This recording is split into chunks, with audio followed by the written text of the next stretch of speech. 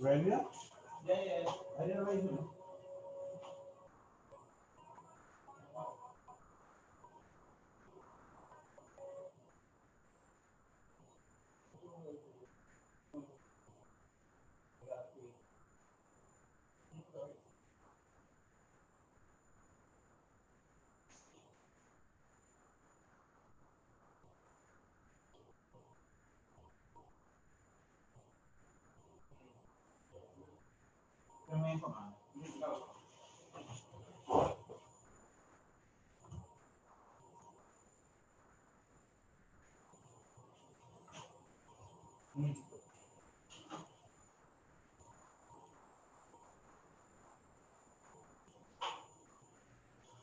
Hello there, very good evening and welcome to Government in Transition. I'm your host, Eddie Layne. I'm joined this evening by uh, Brigadier Mark Phillips, the Prime Minister elect, as well as Priya Manik Chand, former minister, and of course, she's a candidate of the People's Progressive Party Civic. Uh, Prime Minister, good evening. Priya, good evening. Good evening, Good, Eddie. good evening, Ed. Good evening, Priya. Yeah. All right, so we continue to bring to the public information with regards to all the controversy, all the misinformation that is in the public's domain with regards to um, the 2020 elections. In most recent times, we have been looking at what the position taken by Mr. Lowenfield, who seems to be the chief rigger of the AP and UAFC, um, making several attempts to rig the elections in favor of the Granger AP and UAFC. We had last week, we were talking about Lowenfield saying, that, matter of fact, earlier this week it was, when he talked about the difficulties or how impossible it was for someone to impersonate a voter. We had that video from 2015, and we juxtapose that with the fact that Lowenfield is saying in 2020 that he can disenfranchise 115,000 people based on allegations of voter impersonation, when he himself spoke about how foolproof the system is. Then we have the controversy surrounding him abrogating powers to himself that he don't have, claiming that somehow he can prepare a report, ignoring the advice or instructions of the commission. I want to start, Priya, with um, the actions of Lowenfield before we get into, because we're going to show the videos of him, what he said then and what he's saying now. Um, but the actions of Lowenfield with regards to declarations of the 2020 elections results. Right. So again, Eddie, thank you for having us, and to all our viewers, thank you for staying with us. I have to say that it means a hell of a lot to not only the three of us on this program, but to the PPP membership and the PPP leadership. That not only people in Guyana, but across the diaspora are insisting that democracy will prevail in Guyana. It really means a lot to us, the support we get, the support we see on Facebook. And it's not support for us. I don't even see it as support for us. I see this as support for Guyana. A Guyana that is free, a Guyana that allows everyone to have free thoughts, a Guyana that allows its citizens to choose governments, and then of course by so choosing hold those governments accountable and be sure that they perform. So we're very glad that we're in your homes again tonight.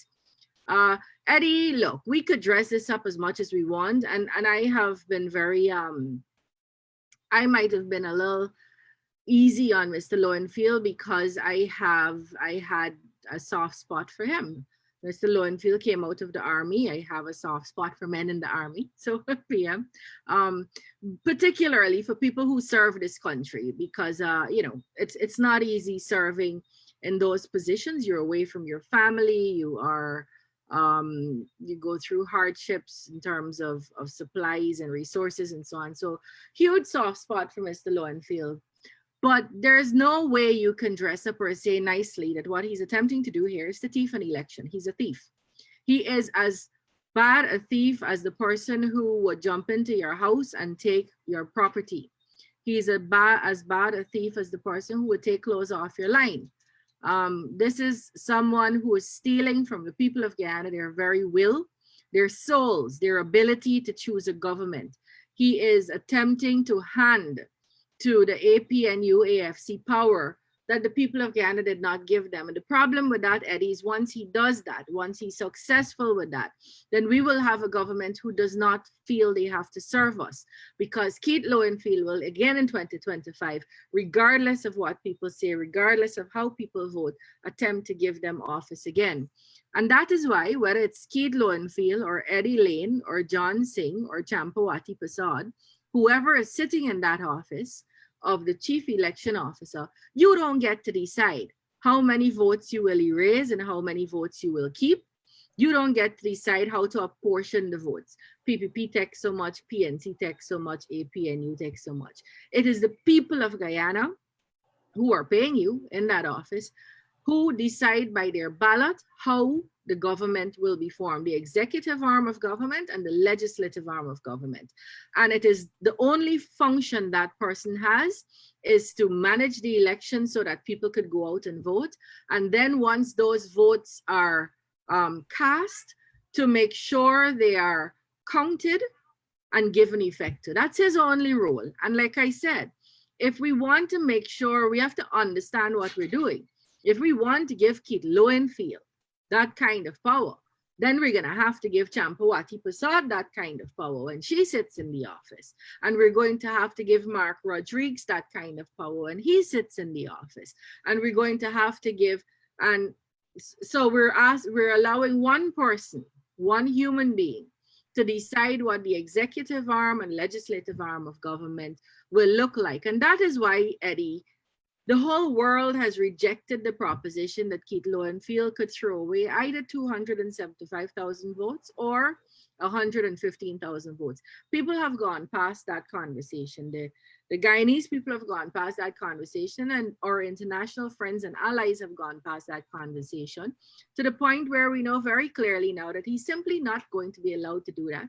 He will be charged. He most likely will be jailed because of what he has done, and because of the, we're not going to jail Lowenfield, or this country will not allow, I will not allow Mr. Lowenfield to be punished without him having a hearing.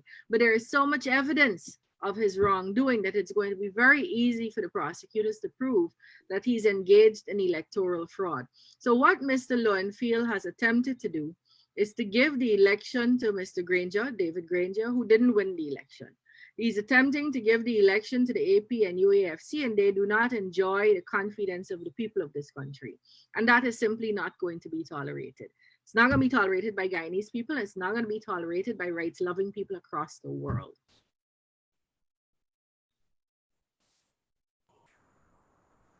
Thanks, Priya.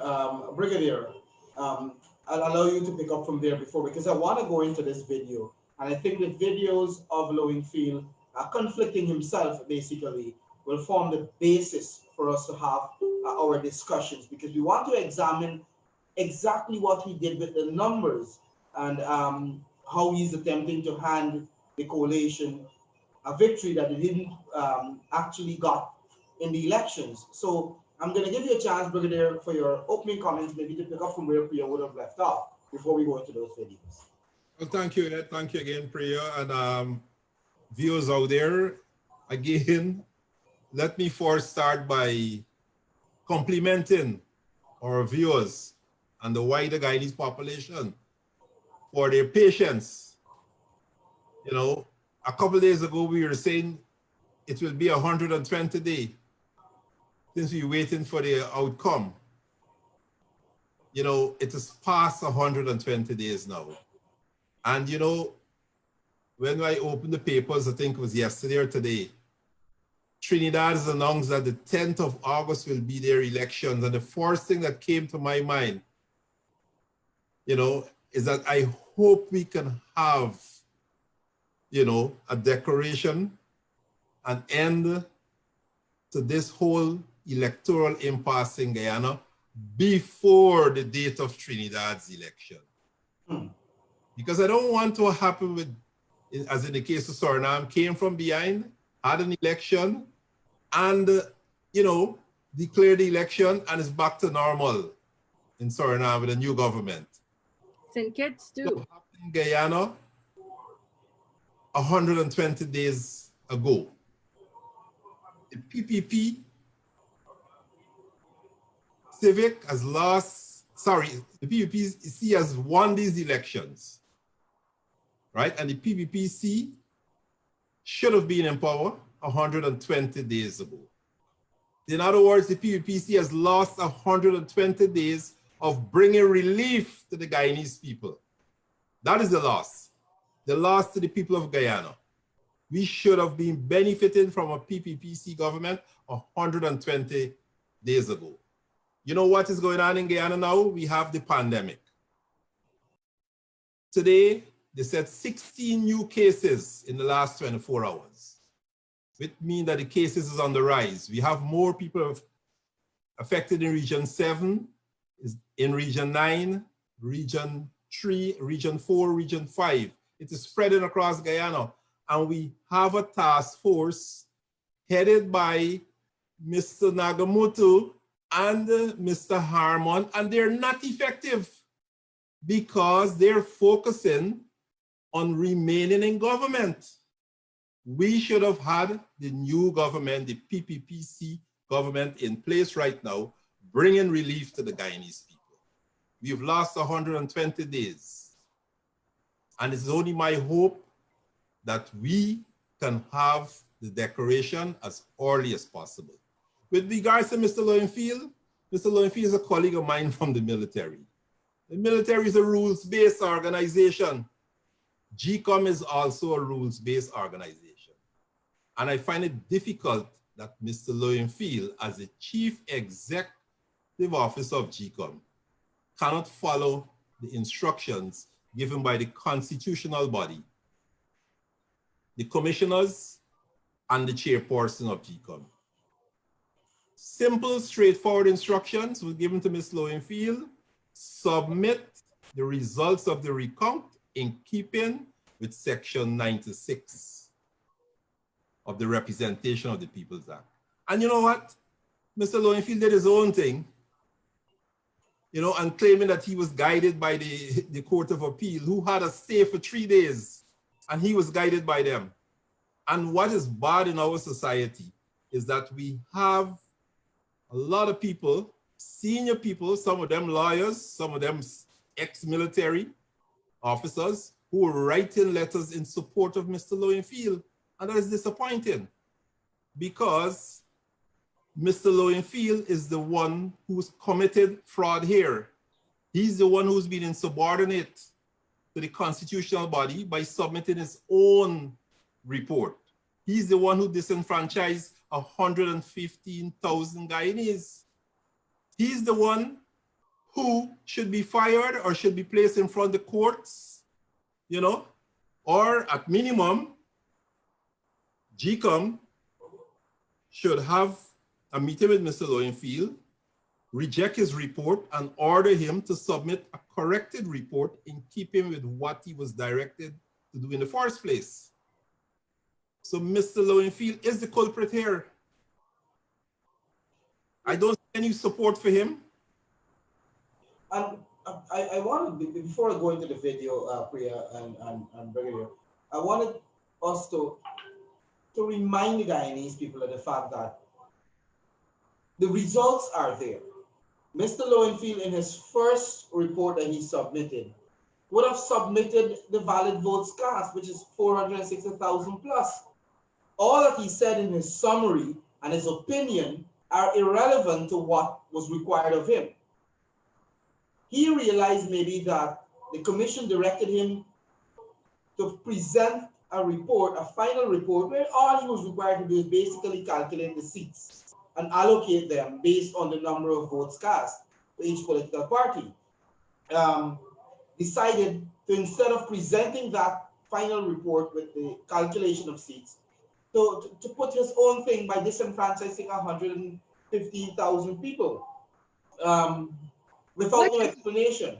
Which is why, Eddie, there's a whole school of thought that says Mr. Lowenfield has already submitted a report to the commission pursuant to his functions that says what the number of valid votes are, and they can act on that report.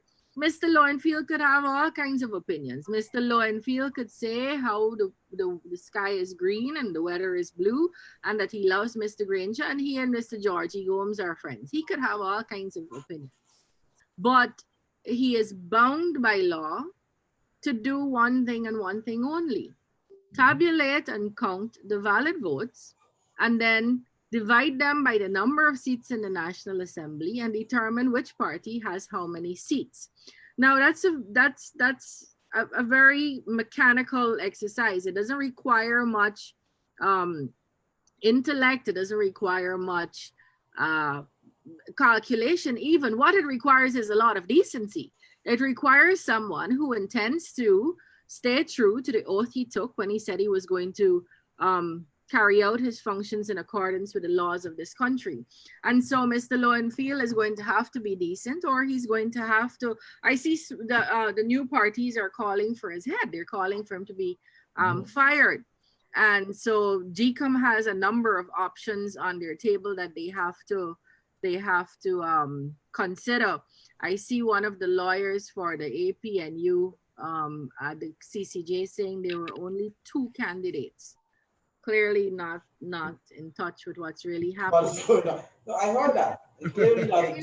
There are 11 parties, and there are a few of those parties are calling for publicly in the newspapers. I saw that, for the resignation or termination of the services of Mr. Lowenfield. So I don't believe we're not at a place where we're wringing our hands. If Mr. Lowenfield wants to play the fool, if he wants to be dishonest, if he wants to steal votes, the people of Ghana are not going to be held to ransom because of that. There are options, and those will be exercised. GCOM has options before them. I have every confidence that the chairperson will bring to bear her years of experience in both management in terms of an organization, as well as management of people, as well as what the provisions of the law says. And so we're going to have a result, hopefully before August 11th, because by August 11th, Trinidad is going to know who their president is. This thing is simple. Lowenfield just needs to do what is required by law, and he needs to, and that is simple, to follow the instructions of the commission, which is headed by the chair. Because he has no other option but to take his instructions from the commission. And that is not, I'm not the one saying that. The law says that, and Lowenfield himself said that. That is why maybe I should share the video now with him saying that he has to follow instructions of the chair. Let me see if I can get this wider. I think I need to remind sometimes that this agency, this constitutional agency, established constitutionally, Article 161, speaks very clearly to the establishment of the commission, chairman, and to the members of that commission and their responsibility. The commission shall be responsible for the efficient conduct of elections, general and regional, local elections, and for the conduct of registration in Guyana. The commission, by order, instructs the chief elections officer for the conduct of all these success. They are contained in the Constitution, where the commission shall direct the secretariat to so do. So it's not a creation of an attitude on the part of the CEO that he will have to be provided with guidance. The Constitution says in writing. We have minutes there meetings, we have minutes of those meetings.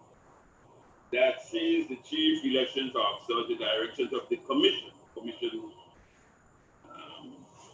which membership is contained in constitution. So they direct, move, don't move, act, don't act, as is contained in the constitution. So sometimes when one hears that the CEO cannot meet with the team at location X or Y, I have not yet, as constitutionally mandated, been provided with the guidance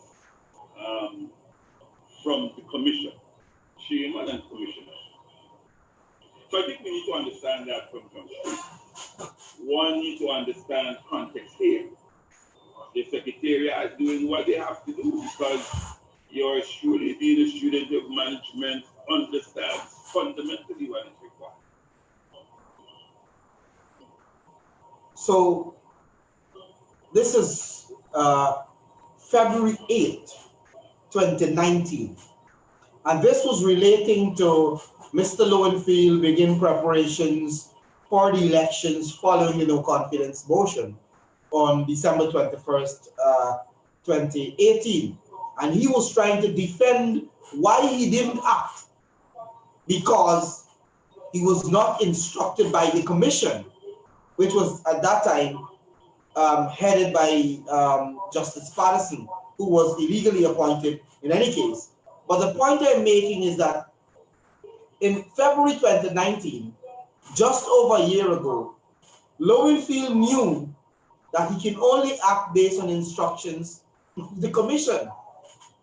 And a few months, a year and a few months after, Lowenfield would have taken off his professional cap that he was wearing then and put on his political cap, and decided that he is going to decide what he wants to do, regardless of what the commission says. And he no longer takes instructions from the commission. No, I hold a different view. I hold a view that, and I would be, I don't think I'm wrong. I hold the view that Mr. Lowenfield has always been a vagabond. At that point, he felt that he would get the cover of Justice Patterson, who would tell him not to do something or to tell him do something. And so at that point, he was very simply saying, look, I can't do anything. I can't even meet groups that come and ask for a meeting. He said that I cannot even meet with a group that wants to meet me, except I get this mandate, and I am just a creature of the commission, except the commission gives me authority to do that. At that time, when he said that, he believed that James Patterson, the man who was unilaterally appointed by David Granger to do just what we see happening here, it was a long plan to rig the elections. The CCJ, as you know, overturned that. And so when Mr. Lowenfield was speaking there, is not that he was honest and decent then. Look, I would love to believe that Keith Lowenfield is a decent man, but everything else points to the opposite. So it's not as though he was honest and decent then and he's changed all of a sudden now. When he was saying that at that point, he believed he would have the cover of the chairman, and the chairman would tell him what to do and what not to do, and he wouldn't be able to do anything. So if the chairman had told him on March 3rd, 2020, do not declare election results, or to declare those results with 115,000 votes less than they should be declared with, he could say, I'm a creature of the commission. Now, unfortunately, because you have a decent, honest chairperson full of integrity, who will not sell her soul, who is going to comply with the law, he finds himself in trouble because she is telling him not to do something in favor of the PPP. It is coincidental that what she has to instruct him to do is actually going to be beneficial to the political party called the PPP. All she's telling him is the people of Guyana that I swore to serve, that I held up my Bible in front of Mr. Granger, and swore to serve, and I said I would be true to the Constitution, that service includes counting every single valid vote, and you have to go back and bring me back a report that includes those valid votes. Mr.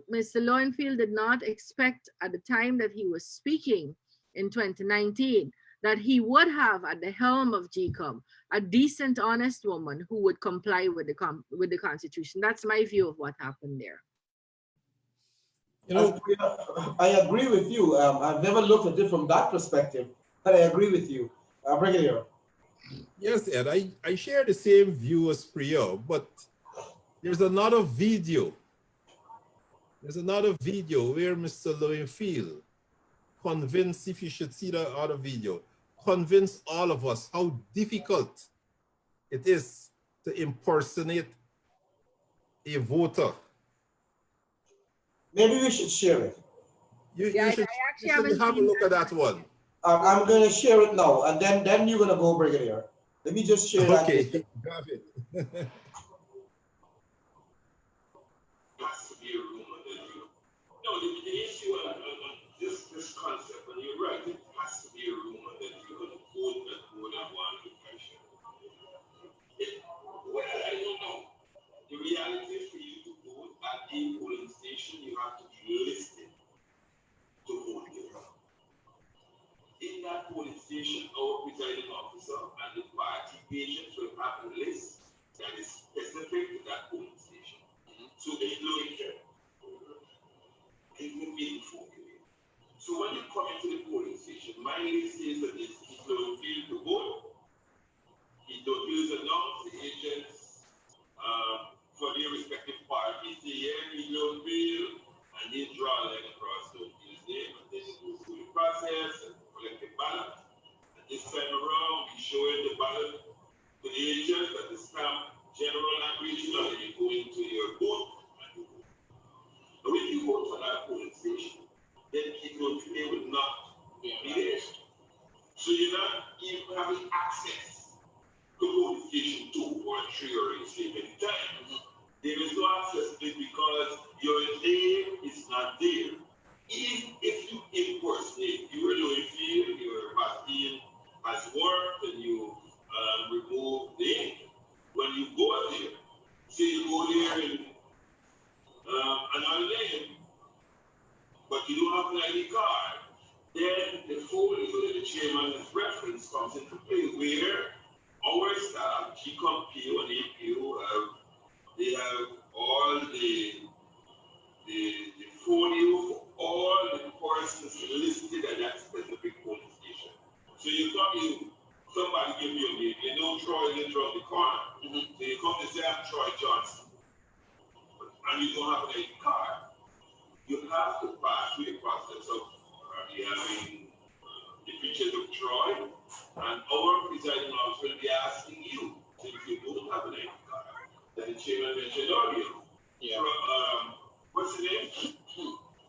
And you need the board cadence, and your mother middle name is. Okay. So the questions we have for you, you will come into a person of Troy. So I think we need to put.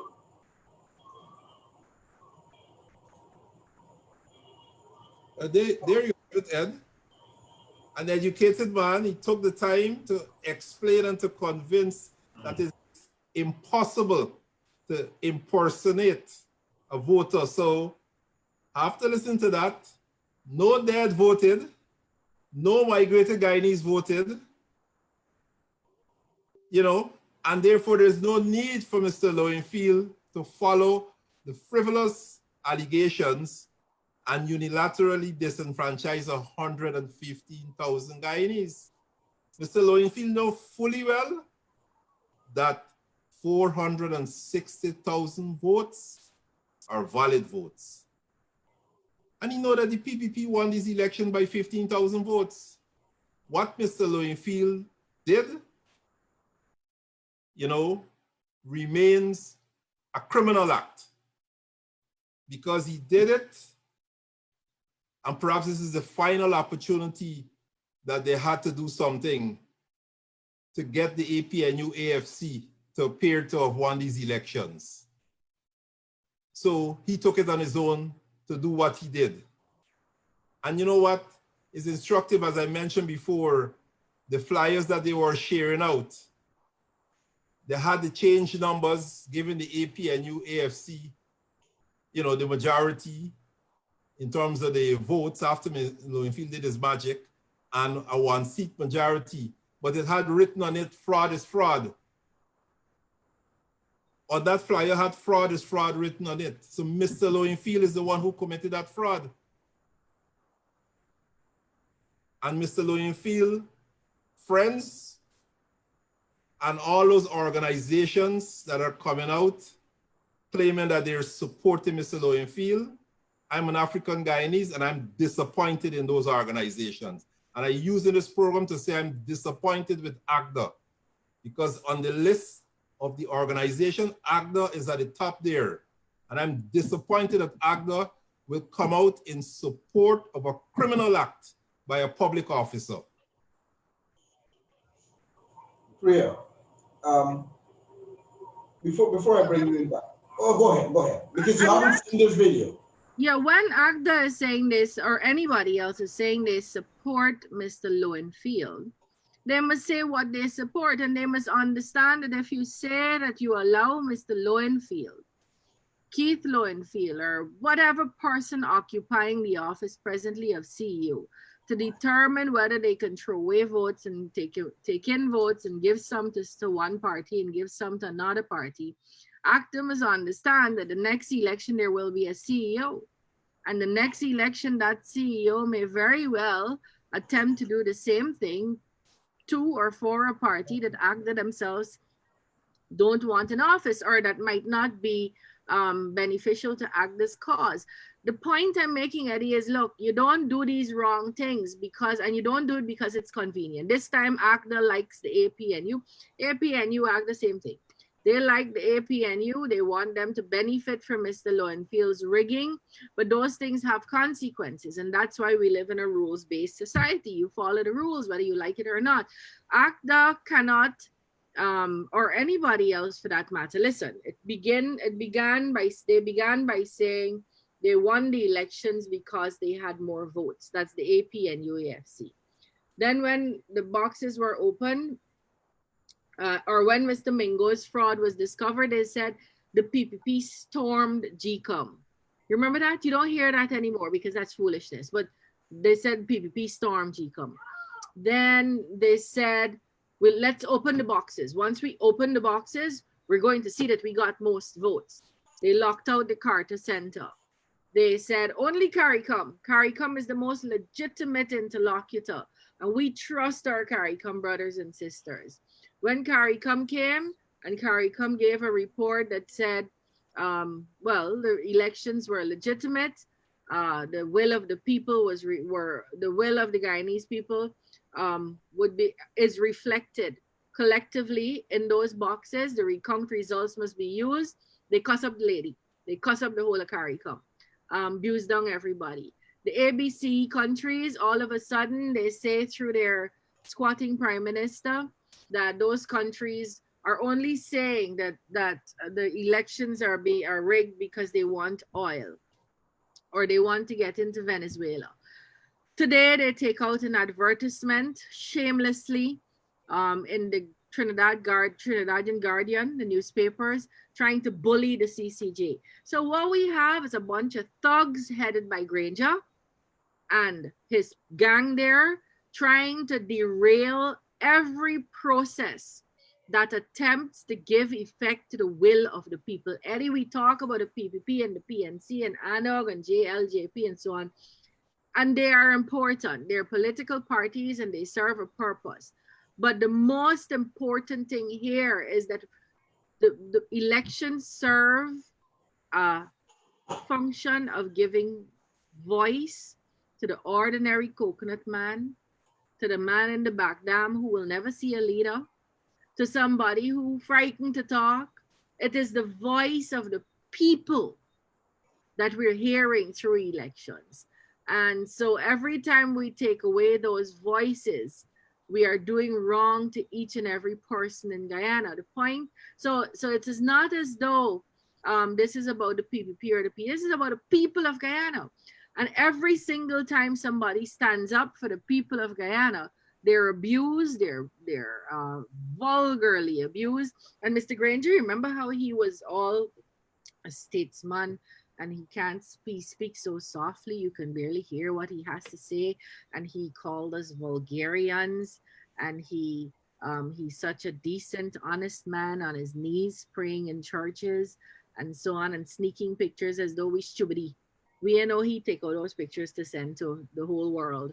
This is the same man who has all of his surrogates abusing up and cussing up people and putting out ads on people and saying the most nasty, vulgar things, sexist things about not only Guyanese citizens, but about Caribbean leaders across this world, across this region, about friends and allies, countries in the world. And he is yet to show us one, if all these countries are wrong, then show us one country that has stood with you. Show us, or forget a country, you can't find a country. Show us one prime minister that said, David Granger, you're right. You're right to be doing what you're doing. Or Keith Lowenfield is right to be erasing votes. Show us. I would bring it even away from a prime minister or a regional leader or an organization. I would say to Mr. Granger, show us one statement to poll.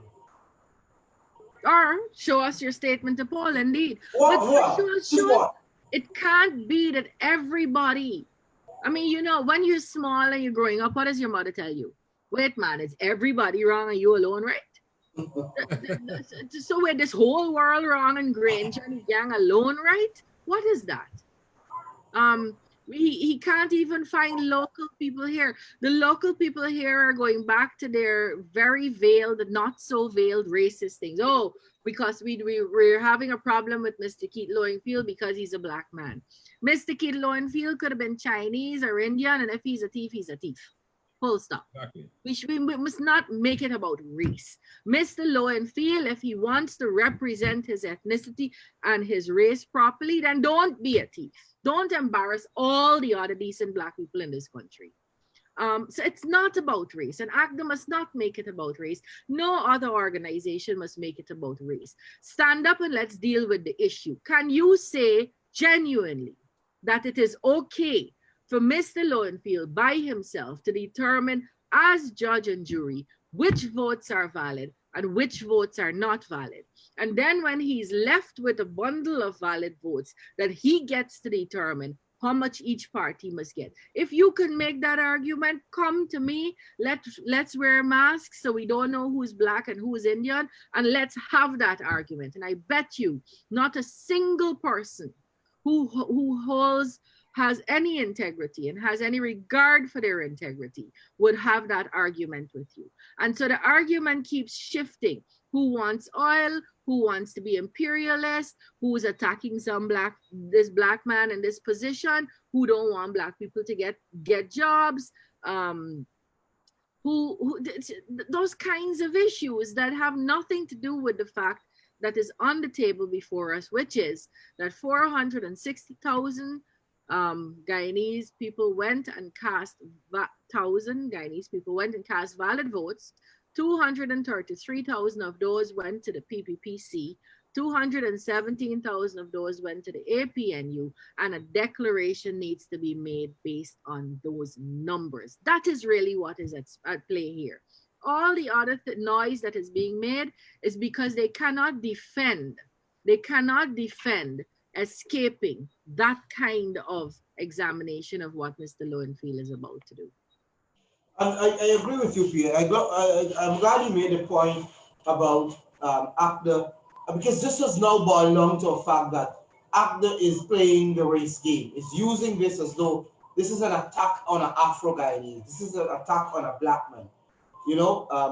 I think, let me just be very clear. I think ACDA has done some good work, because I think any representative organization, I think we need many, many in the world, and any organization that does work for representative groups where people can't speak for themselves and don't have the ability to organize it. So they do amazing, fantastic work. I do that. That's what I do as a lawyer. Like, people can't speak for themselves, they speak for them.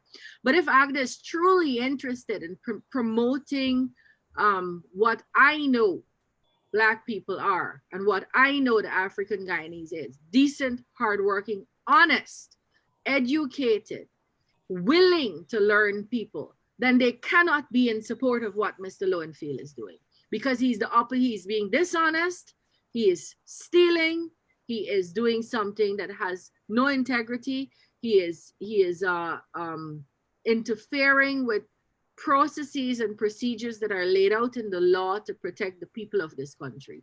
And so if ACDA says that they want to represent a particular group, then he cannot be part of that group, because they're going to be pulling down every other member of that group if he represents and what he is doing represents their cause. So they might want to consider that. All right, so our time is already gone. So I'm going to give both of you a chance, maybe a minute each, to give your closing comments. Well, just go ahead, and then I'll probably wrap things up. I think I'll go first so that I give my the Prime Minister the chance to go last, which is what we do in protocol. But what happened for me, the election is very the results are clear. This has become boring. It has become tired. There are very few other ways you can say that people went to the polls on March 2nd. They voted. Those votes were counted. The votes were counted a second time. Everybody that had a look at the process on March 2nd, as well as the count and the recount, every local, international person, and the organization in charge of this called GCOM, as well as every other political party involved, except for the AP and UAFC, have deemed those elections credible and are calling for the credible results that have been determined again at the recount to form the basis for which a declaration is made and a swearing in of a president is done. That is the position of the PPPC.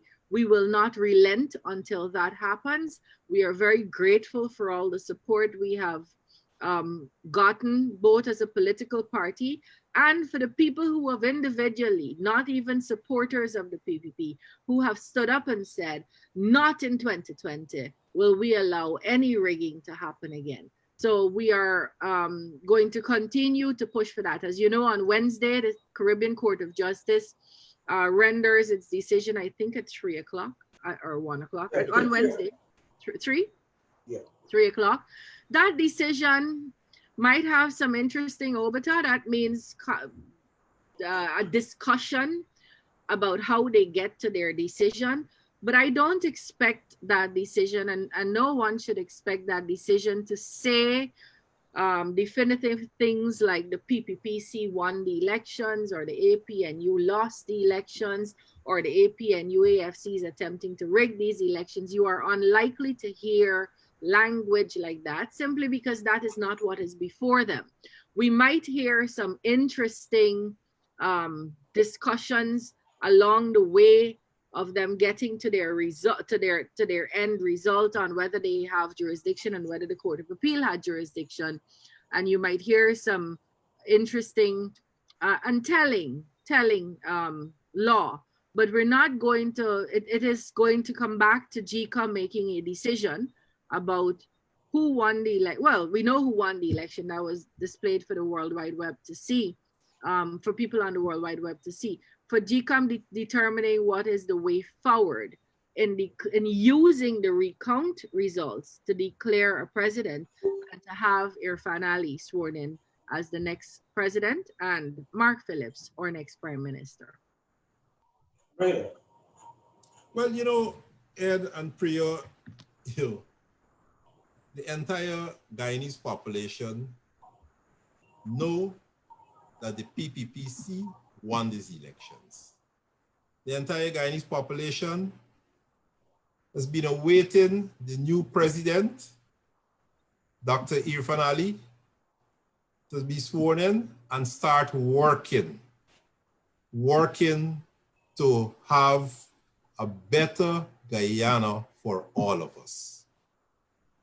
And I must compliment our people because, you know, I went on a radio program the other night and the question was asked, the Jamaican radio program,